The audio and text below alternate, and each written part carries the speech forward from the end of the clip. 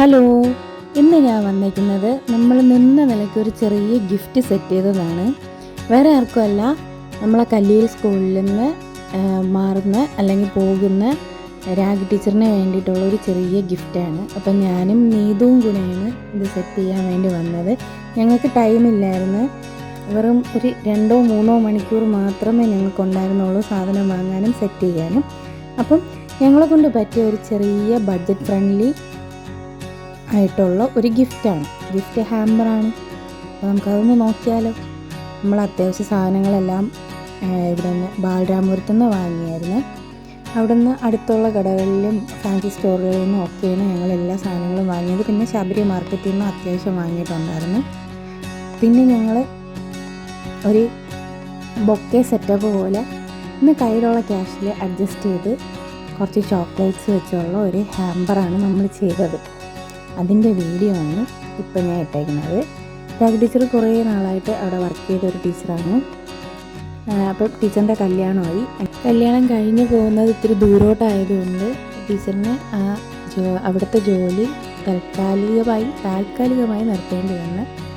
എന്നാലും വരുമ്പോഴൊക്കെ വരാം എന്നുള്ളൊരു ഉറപ്പ് തന്നിട്ടാണ് നമുക്ക് പോയത്. അപ്പം അന്ന് ഞങ്ങൾ ചെയ്ത ഒരു ചെറിയ ഗിഫ്റ്റ് ഹാമ്പറാണ്. ഒരു 500 രൂപയ്ക്കകത്ത് നിൽക്കുന്ന ഒരു ഗിഫ്റ്റ് ഹാമ്പർ.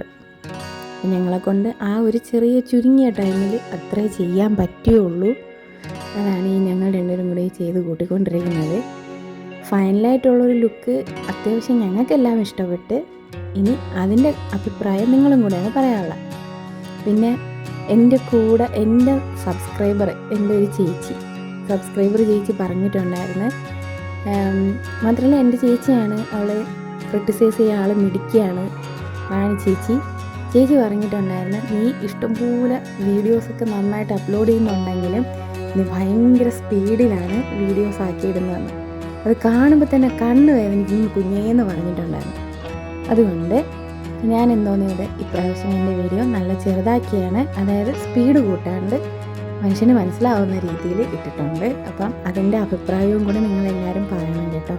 ഇങ്ങനെ കുട്ടി ക്രിട്ടിസിസംസ് നാക്ക് വഴിപ്പോയി ക്ഷമിക്കുക എല്ലാവരും.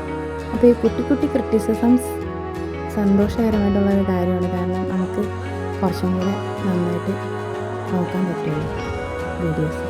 അപ്പം ഇതാണ് ഫൈനല്. അപ്പം എല്ലാവിധ മംഗളാശംസകളും ഞാനും എൻ്റെ കല്ലിയിൽ ടീമും നേർന്നു കൊള്ളാണ് ടീച്ചറിന്.